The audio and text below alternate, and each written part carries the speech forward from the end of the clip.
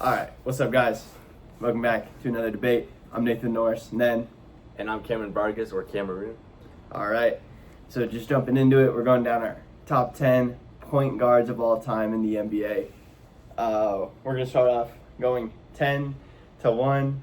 So, Cameron, why don't you start it off with your number 10? All right, coming in at number 10 for me, I have a bit of an oldie here, but I got Walt Frazier from the New York Knicks. He was one of the best two-way guards known in the league. He had an effortless style on and off the court. And while many of the point guards I have here come from offense, Frazier dominated both ends of the floor, being a perimeter player and also being the team of the Golden Era Knicks, which won 2 NBA Finals in 1970 and 1973. He became the engine for that team. Mm-hmm. That's not horrible. That's not horrible. You know, he's definitely... He definitely make my top 20 for sure. Maybe top 15 point guard. Really? I just don't think he was that much of a two-way. He definitely was a super big defensive threat. Very low offensive impact, in my opinion. He had a pretty like modest like assist number. 6.1 assists per game. I think that a lot of the people on my list have all of their averages going up because as a point guard, you got to kind of be that playmaker, in my opinion, on all sides of the court. And yeah, I just think also because it was so old and just the Knicks system at that time, it was very slow tempo. That's my problem. That's my problem with Walt Frazier. Oh, hey, but he showed up, man. In the 1970 finals when Willis Reed got injured, he subbed in and he finished the game with 36 points, 19 assists, and 7 rebounds and 5 steals. I forgot about that. Forgot about that. The first title in Knicks history. All right, I'll give you that. That was very impressive looking back on that. And that's not too bad of a top 10. So I'll just go to mine. Another oldie, quite older than Walt Frazier, actually. From 1967 to 1979. Oh, 1974, actually. Not Walt Frazier. Yeah, not Walt Frazier. Oscar Robertson. The Big O, really. Oscar Robertson was one of the best balanced scorers of all time. And great facilitator, which is such a role that was decades above his time. He was the first player to average a triple-double, and he won the NBA championship in 1971. The OG all-rounder. No. Why? My problem with it is that he's so low on the list. He was the first player to average a triple-double entire season. And out of the 14 years he was a player, 12 of those he made an all-star. So he's got a long peak. He's got that longevity on him. And he became the first ever big guard in NBA history, setting the scene for players like Penny Hardaway, Luka Doncic, and later Magic Johnson. Yeah. He pioneered some of the best moves today, like the head fake and the fadeaway jump shot. Yeah. The only problem that I have that put him so low on my list, even though his numbers in today's NBA would be insane, which a lot of people would, but 1960 to 1974. Hey. Wow. Hey. That's a while ago. You know who was on that team? You had Bob Cousy. You had Walt Frazier. I know, but those and you had the super team of Elgin Baylor, Jerry West, and Wilt Chamberlain. Which some of those players are definitely very, very good. But I'm just saying that because it was so long ago, Big O and who else did you just say? Walt, yeah, but no, who was the other one? Cousy. None of those guys would put up the numbers they were putting in today's NBA at all. Or NBA in the 80s, I would even say. In the 90s, they wouldn't put up those kind of numbers. He was the universal GOAT at the time before Magic Johnson came in. He was the GOAT for almost 20 years straight. But we're talking about the first GOAT, almost. like one of the original he set goats. the scene. He did set the scene, but I'm just saying because he set the scene, if we look at it in a skill perspective, it's obviously not going to be that high. We got to put skill somewhere into this tier list. Skill. It's a very big factor when you're saying if you're a top 10 at any player, position, those kind of things, you got to look at their skill too with this. Hey, if we're talking about skills, he had one of the best shooting strokes in the entire game. That's true. Hey, lunch get far above the forehead and that stable low body balance. That's why he averaged almost 25 points a game. And then, but we're looking at a point guard for 6. All right, no, you continue. You go. No, you go. No, because I was saying if you keep he can have that really amazing, pioneering shot, but there's people who have way perfected that kind of shot and can do 50 other skills with that. Big O could only do he had a toolbox of 5 things. All right, and then at 6'5" for a point guard, he managed to get 7 rebounds a game. 7.6 actually because of his height, which was pretty big at the time. That's pretty good, yeah. For the 60s. That's pretty good. And I'm not putting him down. I am saying he's top 10 point guard of all time, but he's just number 10. He's better than top 10. I don't think so. All right. I don't think so. We'll move up though. We'll move up. I'll do my number 9 next. Okay. Quite literally the hottest take you'll probably ever hear me take in any debate. Because he really is one of the greatest point guards of all time. Russell Westbrook, number 9. Mr. Triple-Double. Thoughts? No. Okay. No titles whatsoever. He had, first of all, okay. You can not have a title and be at any sport. You can be a top 5 player and not need a title. No, but Russ had so many opportunities. First, it was OKC with Harden and Durant. Then it was Houston with Chris Paul and James Harden. Yeah. Then it was the Lakers with LeBron and AD. Mm-hmm. Literally, the nickname Russell Westbrook comes from. Then the Denver Nuggets still managed to not win. And then look where he is now. The Sacramento Kings, and he's a free agent now. And you had so many chances to win. And on all of those teams except the Lakers, he was great. And you forgot the Wizards. Oh, and the Wizards. And he was great on the Wizards.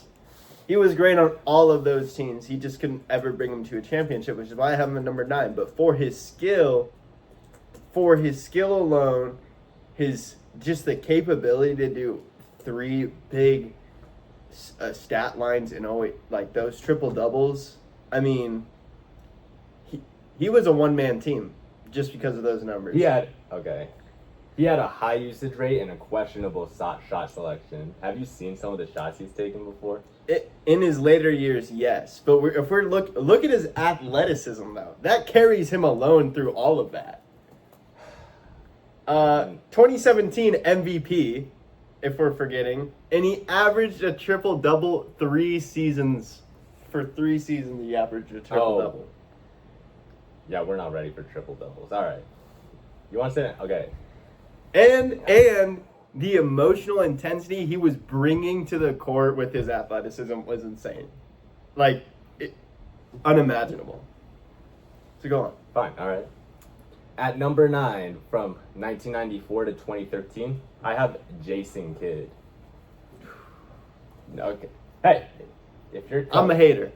If your coach, Rick Carlisle from the Mavericks, calls you a Renaissance man for a reason, that's why. I don't know about Renaissance man. I don't think he was game-changing at all. He was the game changer. He was not the game changer. He was the game changer, but he didn't change the game. Okay. He changed the games he was in, but not the overall game. Okay. He was the most technical person you could get. He read the entire rule book, and on 2 separate occasions, he managed to use the rules to win the game. Do you know about the Mike Woodson incident? I don't. So he knew.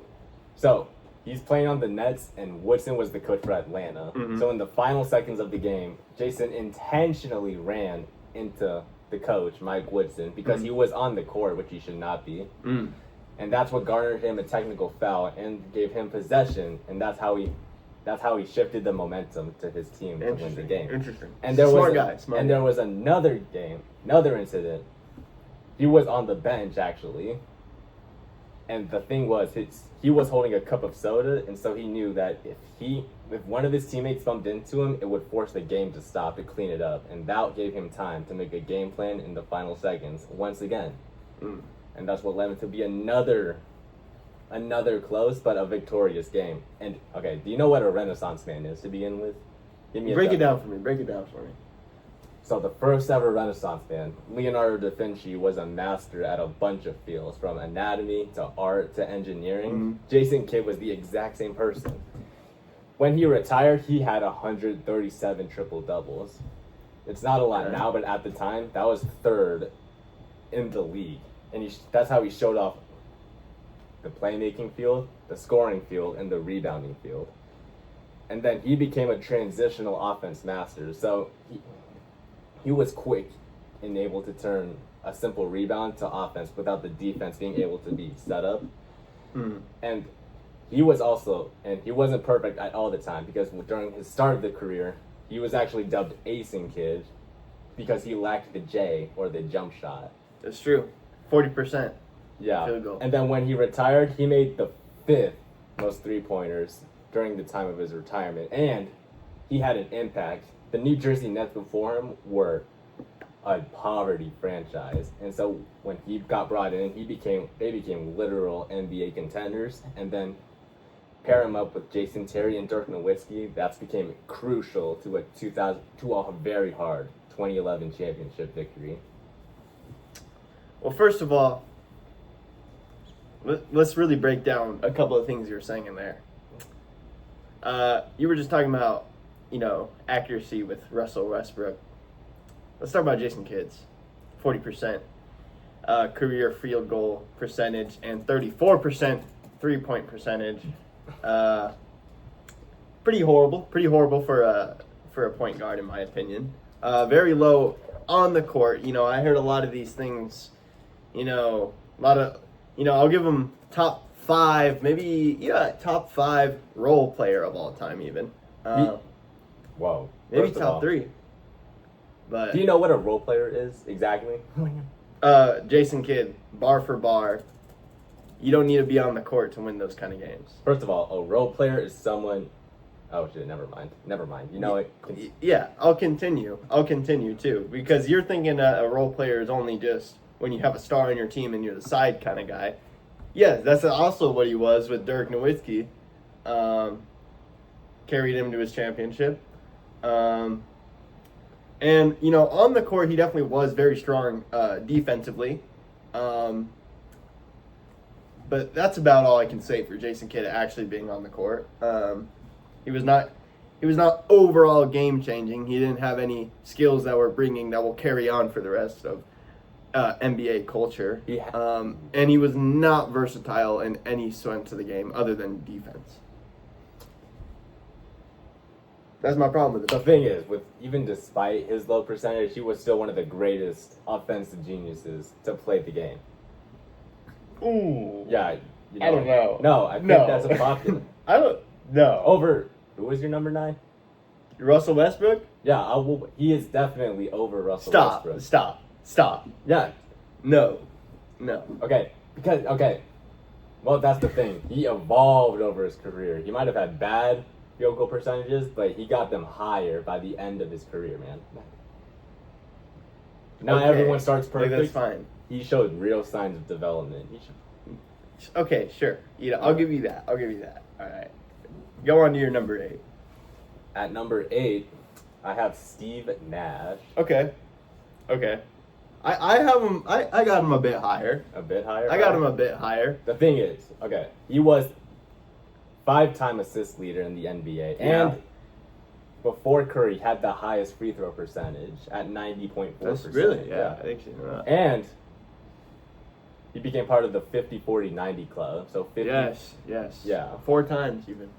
And I will say, he was one of the smartest players you could see on the field. It's true. He thought almost 10 steps ahead. And then we talked about this last video, the 7 seconds or less. Oh, yeah. Yeah.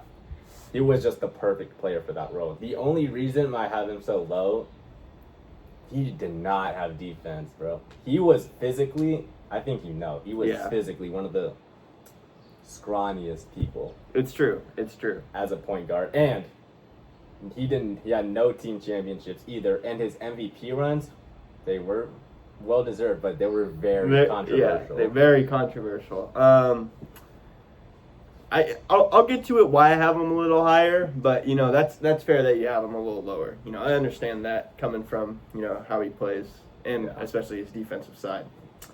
My number 8. I don't know. I'm trying to think about how you would put this. I wouldn't say he's so underrated, but I think a lot of people. I don't know. A lot of people don't understand how to rate him, in my opinion, and that's Kyrie Irving. Ooh.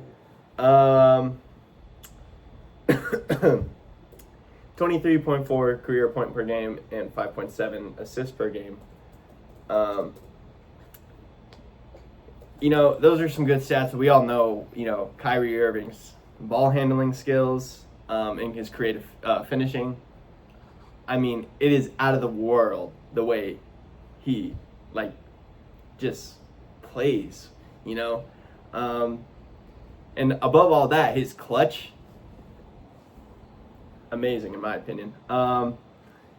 He does have a NBA championship with Bron in 2016, right? Yeah. 2016? Yeah.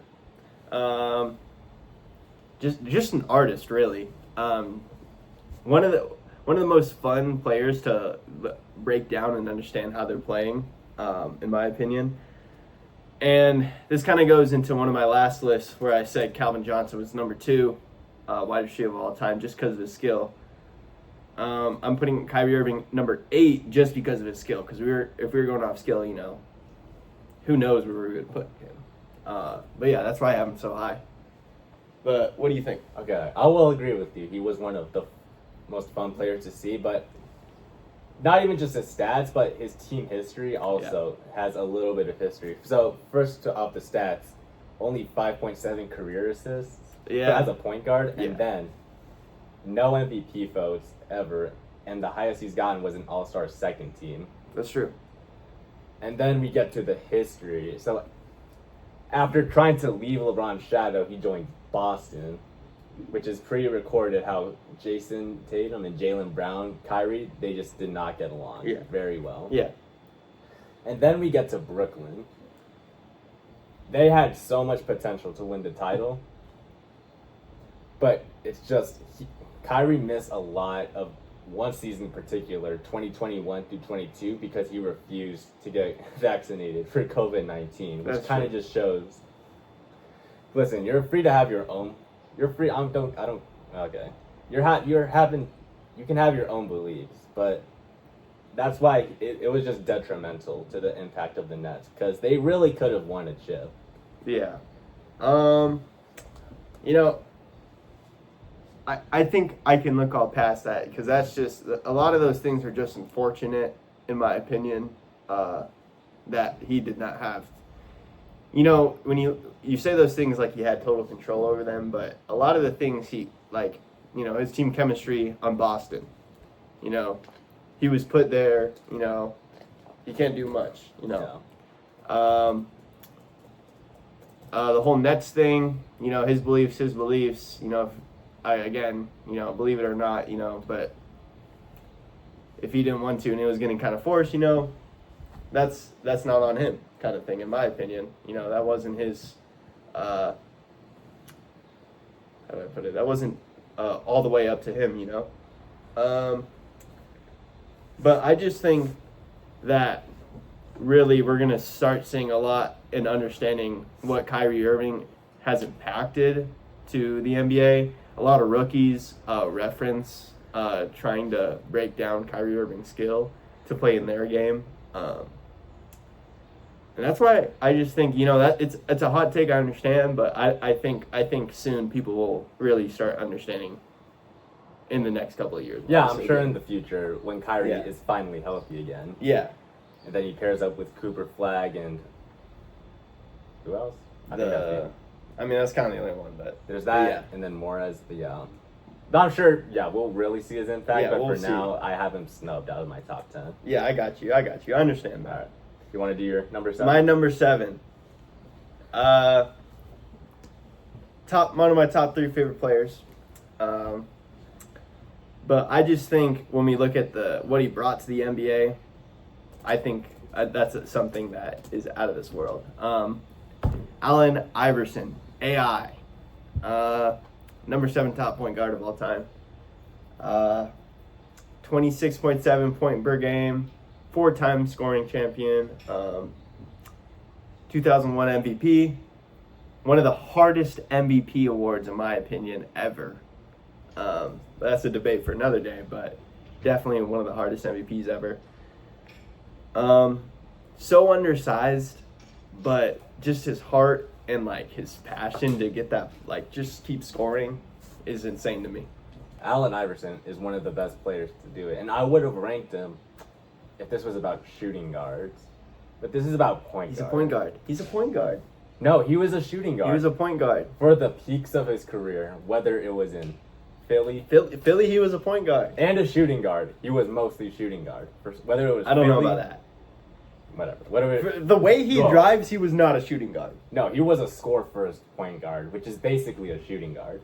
So whether it was in Philly or Denver or Detroit or Memphis, or whether he was playing in Turkey overseas, he was a shooting guard. He was not a shooting guard. Everyone The way he played, no one believes that he was a shooting guard. Everyone knows him as a point guard. Oh my God. No, bro. No, we all know him as the shooting guard. No. We all know and love him, bro.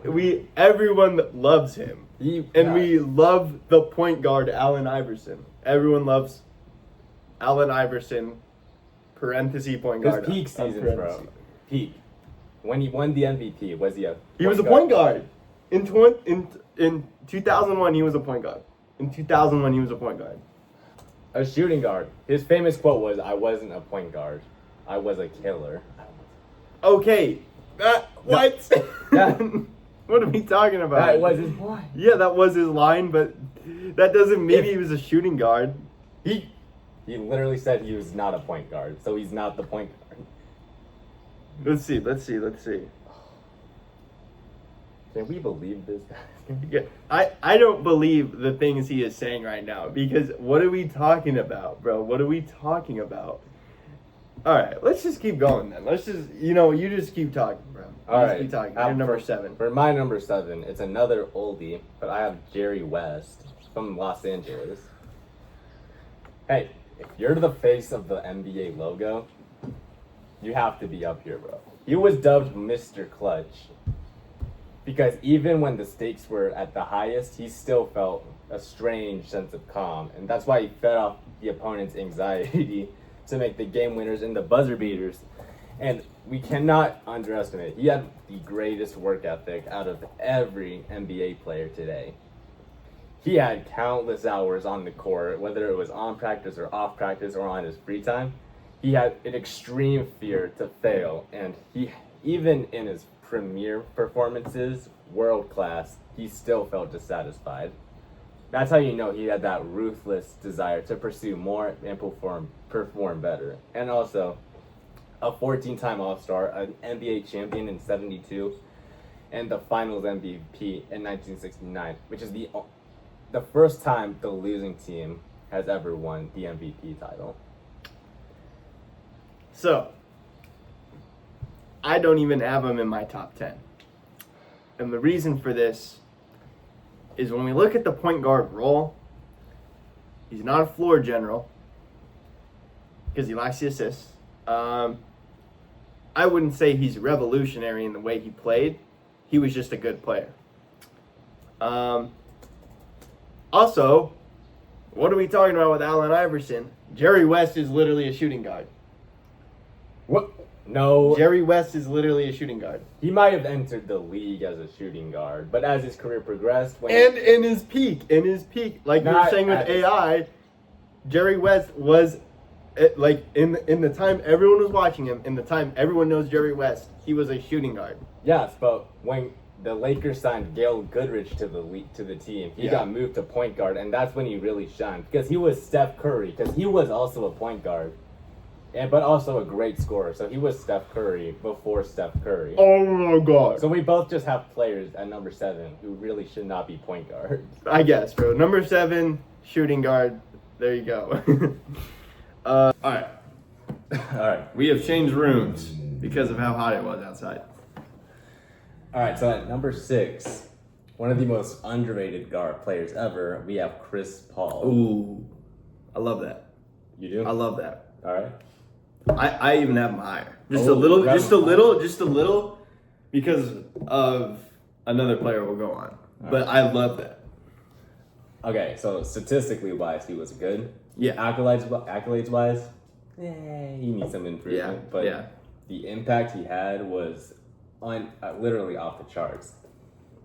Just from his time to the Hornets to the Suns, you could see the notable impact. So, for example, wow, I mean this chart Cameron made is made. So y'all better look at the notes that we have later, because this is a good chart that I'm looking at. All right, so for Charlotte, his drafting team 22% doubled to 46%. The Clippers 39% to 60%. Rockets 67 to 79, which it's not that big, but you had James Harden too. Yeah. Oklahoma City 59 to 61, and the Phoenix Suns, man, we will all remember that 2021 Finals run. We will never forget. Yes. Not only was the Suns the pariah of the league before this was also Chris Paul's first ever Finals appearance. Even though he made it to the conference finals with Harden, this will be his forever team. Yeah, I'm calling it right definitely. At my number 6, I have another Suns legend, Steve Nash. Oh. I have him way higher, and I think that's pretty fair for how he is as a point guard. I just think his fast-paced passing style, his 2 MVPs. I think he really is the point guard. I don't know.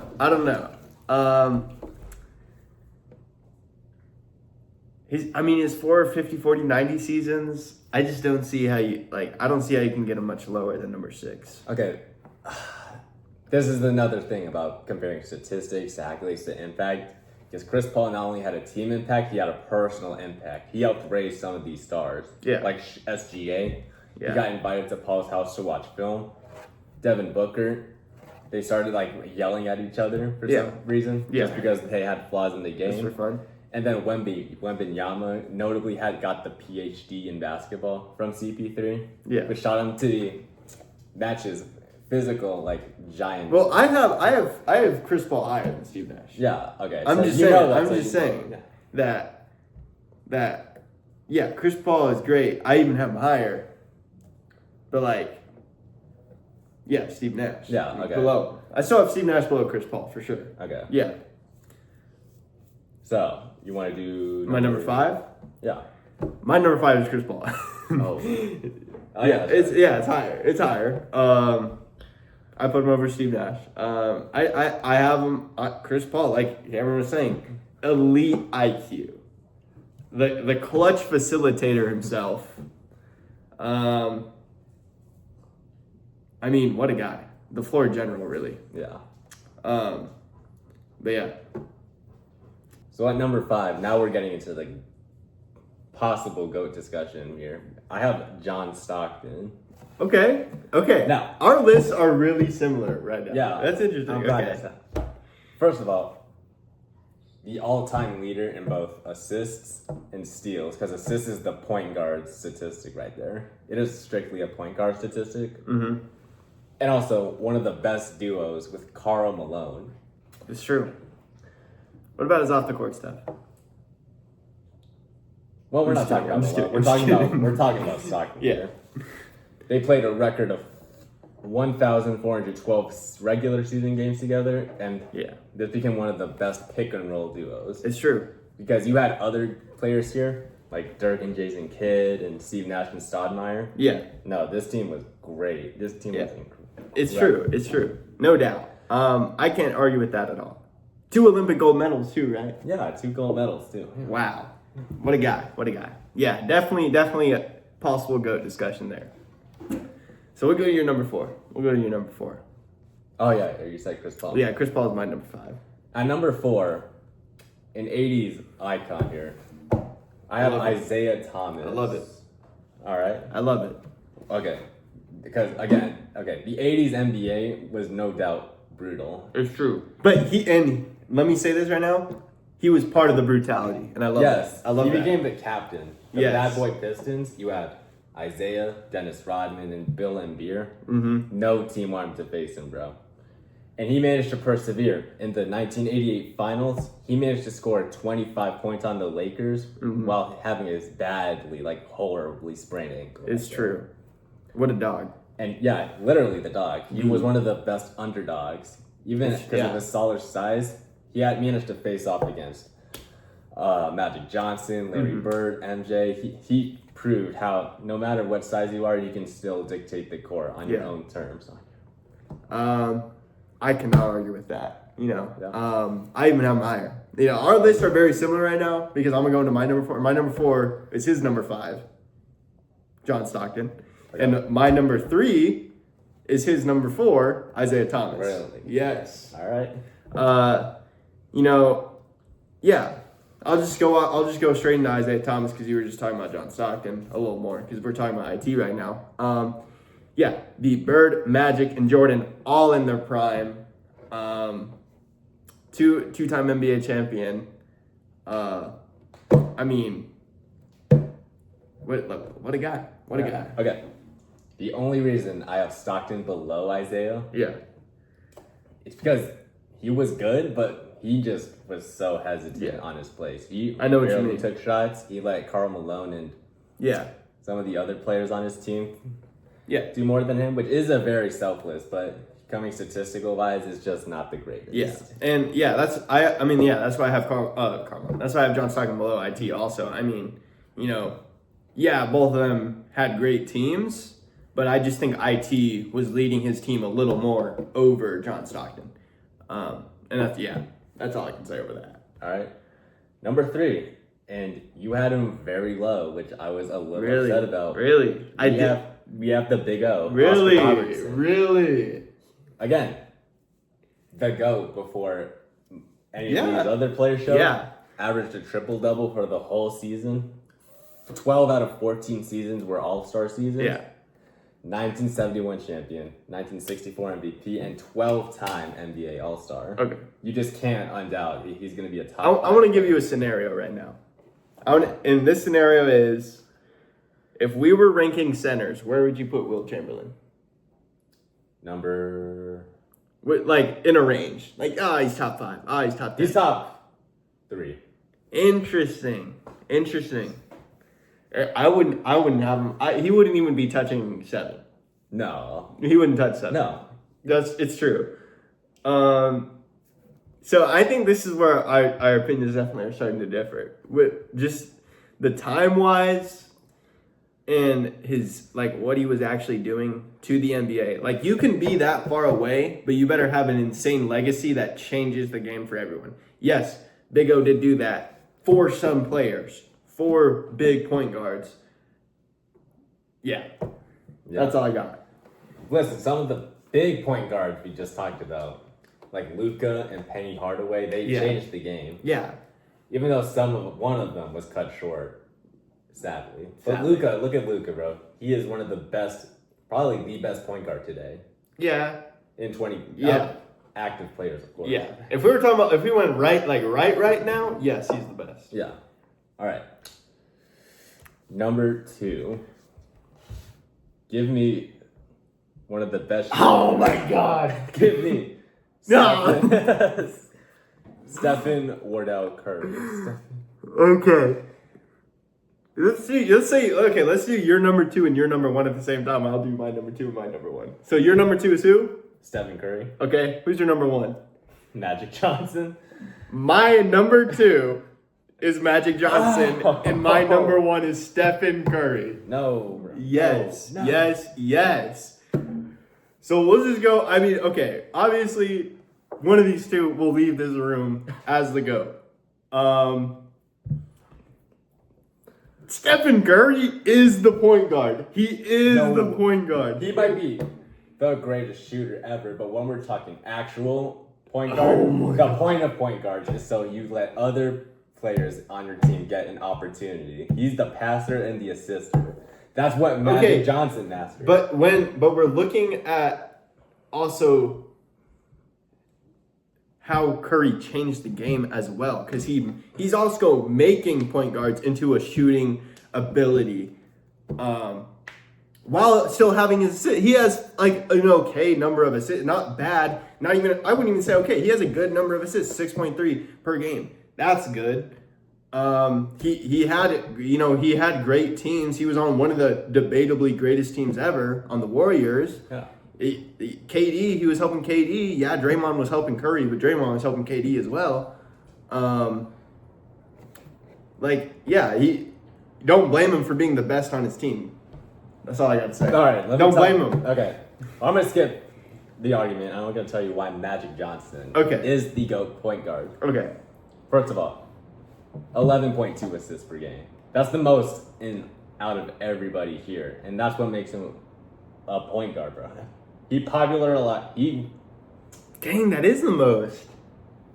Oh, wow. Yeah, the most assists per game compared to Stephen Curry's six.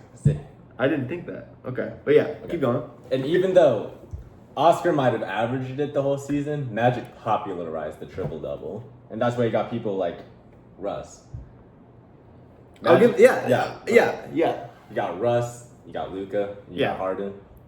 Magic Johnson is one of the greatest point guards ever. Yeah, no doubt. Those stats are insane, and in a very in the prime of NBA, he was doing that kind of thing.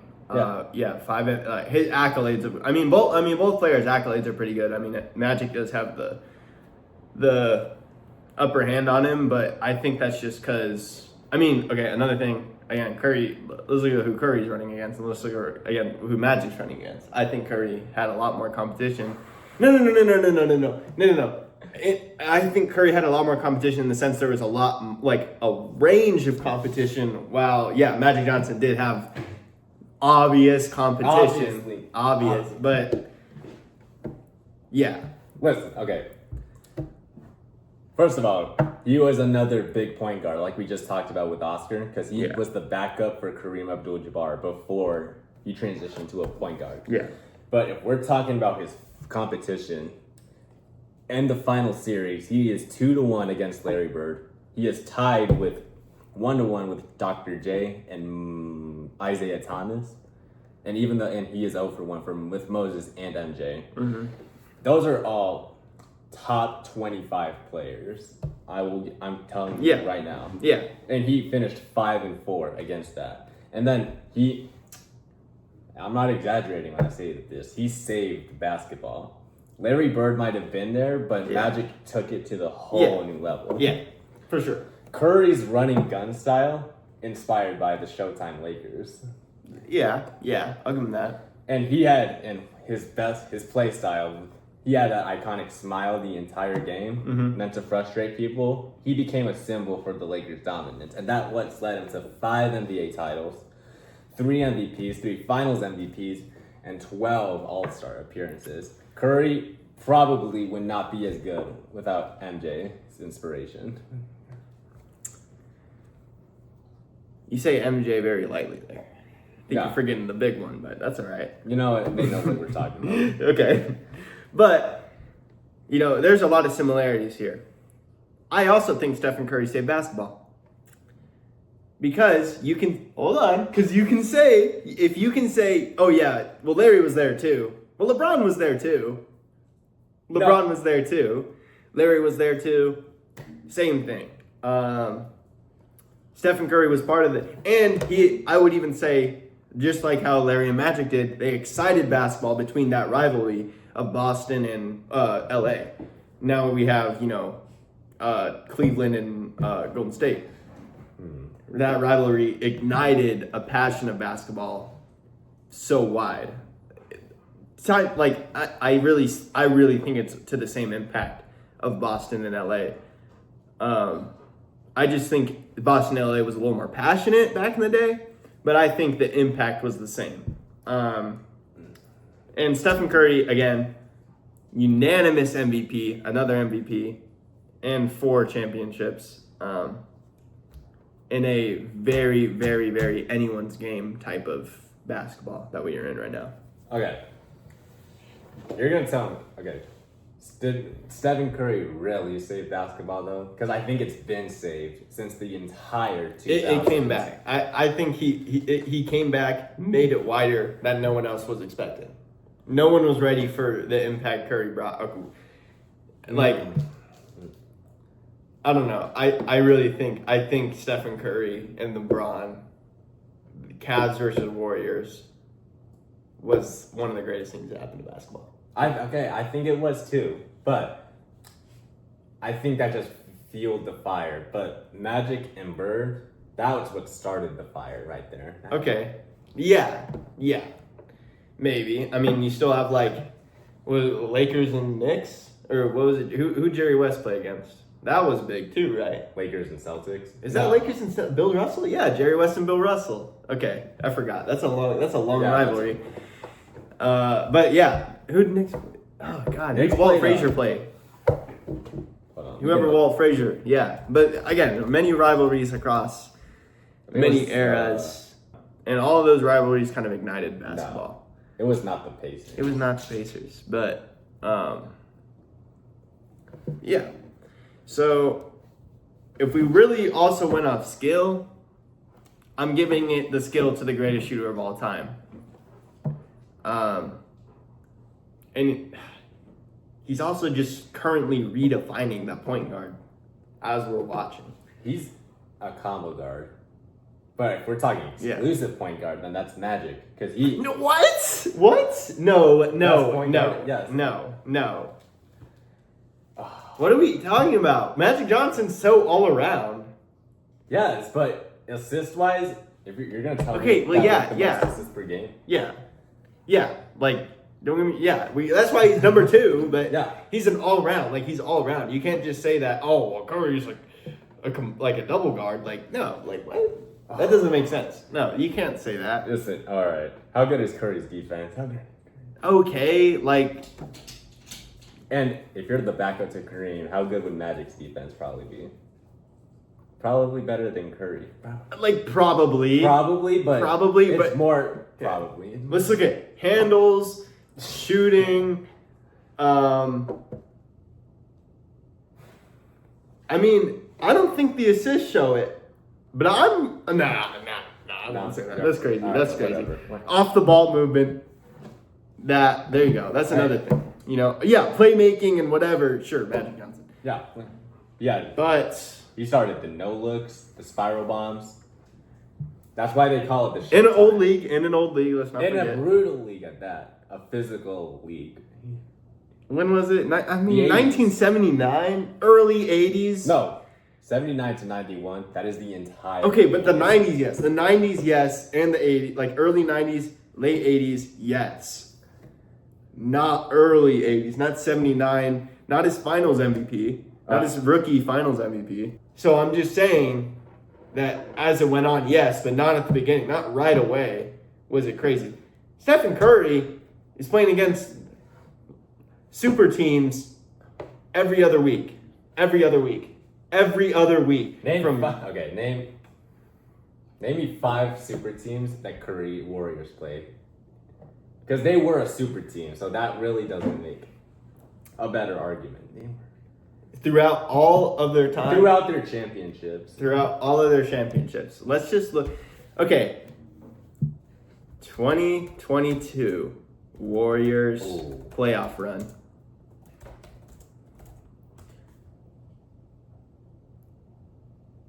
All right, let's see. Okay, none of the above. Nets. KD, Kyrie, and Harden. Okay. Nuggets. But that was mainly Jokic and Murray. That's still Larry Bird and whoever. Like, I know, but I'm just saying that that's a better team. Memphis. Yeah, that's the parade. That's the parade inside the city right there. That's the parade. It was a good. That was the parade, bro. You cannot argue with that. Dylan Brooks, Jaren Jackson, and then the two others I can't remember, but they're fun guys. That was a good team. All in their prime. Not a super team. Not a super team. Okay. Let's just keep going. That's not a super. Who's on that team? Who's on the Mavs? Luka. That's it. That's it. Cool. And then Boston. Boston, super team. JB, JC, someone else. Listen, Kyrie. Do you know what a super team is? That's a super team. Okay. If you got 3, you're a super team. 3 stars, you're a super team. Superstars, you're a super team. So who's the third one on Boston? Isn't that Kyrie in 2022? No, that was the Nets. So no, there's someone else. There's someone else. There's something else. 2022 roster. Peyton Pritchard. Oh my! No, you're not. I'm not giving you Derek White. Blake Griffin. No, I'm not giving you. He was so washed. That was the most. Derek White, Al Horford, Luke Cornett. No, I'm not. All of those combined. No, all of those combined. I'll give you Al. I'm not giving you Luke Cornett. Okay, fine. Al, JT, JB. Fine. Super team. That's barely a super team. Super team. Listen. And this is just a one playoff run. KD, Kyrie, and Harden is a super team. Kobe, Shaq, Gary Payton, Karl Malone, that's a super team. Tatum, Brown, Derek White, can we really call that? Yes. Because there's so many of them, yes. 2017, another is Rockets probably not. Rockets probably isn't. Rockets, you had on 2022, that was like Russ, CP3. And Harden. Harden, Russ, CP3. In 2022, Harden was on the Nets. No, 2017. I think CP3's there. CP3 is definitely there. He is? I don't think Russ is there. Okay, let's see. You had Harden, Clint Capella, Chris Paul, Clint Capella. Yeah, that was it. Chris Paul. Okay, never mind. That wasn't it. You had Nene though. Who was on the Sixers? Who was on the Sixers in 2017? That was the Joel Embiid, Ben Simmons. 2017. Yeah. Okay, Ben Simmons, Dario Saric. So not a super team. It was okay. Ben Simmons was getting. Well, yeah, but we're not there yet. Okay, but I can't remember. Anyway, we'll throw in another team to make it 5. In 2023, they play the greatest Sacramento King team of all time, and that's a super team. On my life. You know what? Fine. On my life. Fine. 2023 Beam team is a super team. So De'Aaron Fox. Yes. Domantas Sabonis. Who else? Harrison Barnes. He was good at the time. All of these players are bad right now, but they're good at the time. I promise you. Let's see. Yeah, you had Barnes. You had Fox. Sabonis. That was really it.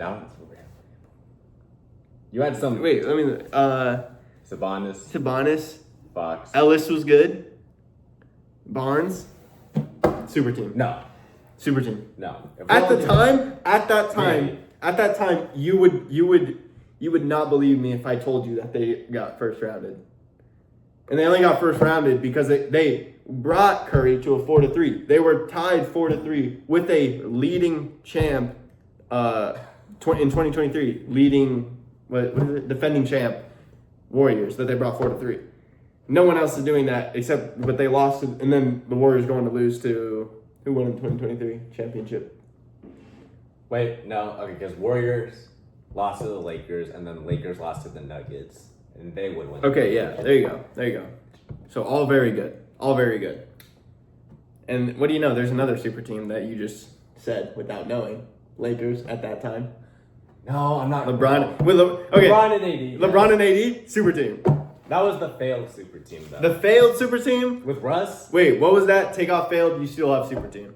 So, all right, guys, we're just going to leave it there. You know. This will go on forever. So, let us know who you have, Magic Johnson or Stephen Curry. What? we got some comments today. Oh, we do have some comments today. I forgot, Cameron. Let's bring it up. All right, our first comment, it comes from Garrett Westbrook, and he said... Garrett Westbrook, not related to Russell. No, sadly not. And he said that Steve Nash clears. Interesting. I'll give you this. Offensively, you could put him top 5. I got him. Yeah, for sure. Yeah. For sure. But defensively... That's true. No, I'm Unfortunate. sorry, man. I can't put him there. I gotta agree with Cameron here. I can't put him top 5 like I was saying. That's why I have him in top 6. But I do have him a lot higher rated than him. Yeah. Not a bad take. Not a bad take. The next one comes from John Dogadillo, and he says his top 5, which is Magic Johnson. Okay. Yeah, okay. Yes. Am I reading this right? Yes. Oh my God. Magic Johnson, Isaiah Thomas, Jason Kidd. We're forgetting someone. We're forgetting 10 people right now. Hey, this is my uncle we're talking about. Okay. Show some respect to the Fargus. I'm not. There's no respect anymore. John Stockton and Chris You Paul. have Jason Kidd over John Stockton. What was the other one? Was it Chris Paul? Yeah. Not horrible. Yeah, you could put him top 5. Why do you have Jason Kidd over Stephen Curry? You have him over Chris Paul. Chris Paul. Did you have him over John Stockton? Yeah. Okay. Cool. Yeah. Chris Paul was over Jerry West, Steve Nash. You have him over Big O, Walt Big Frazier, O. and Jerry West. No. Cut the cameras, bro. Cut the cameras. One more. Oh, I like you guys. You guys are awesome. This is with the these last comments. one. Okay, the last one. From Nathan McDonald. Okay. He said he is probably a top 5. Nathan McDonald, BYU legend. Committed. 5-star. He might be. He might be the next AJ Devonta. He might. I don't know. Like, just the way he plays, like, I see a mix of Magic Johnson and Stephen Curry. So he could be number He could be number one. He could be number one. That's not a horrible take, so we'll give him that. Yeah, he's top 5 right now. I'll give him that. He's top 5 right now. Yeah. I'm expecting big things of him. Yeah. I'm expecting big things. We're going to be watching you, Nate. Yeah, we'll be watching. Everyone tune into BYU basketball. And pay attention to Nathan McDonald. All right. So yeah. I think that's it. That's about it. Let us know your comments. I believe our next video is going to be basketball, but we'll see. We have no idea. We have no idea, to be honest. We'll figure it out. But, we'll definitely figure it out, and then comment what you'd like us to debate. Maybe that'll help us decide. And, again, look out for our posts when we're about to do a video. You guys can comment and bring up things that you want to say. And if you have that strong of opinions on any of the topics, let us really know. You could be a special guest. You could. On our thing. Yeah. We would like it. We would love it, even. Yes. But yeah, that's going to end it for today. Thanks, guys. Thank you, guys.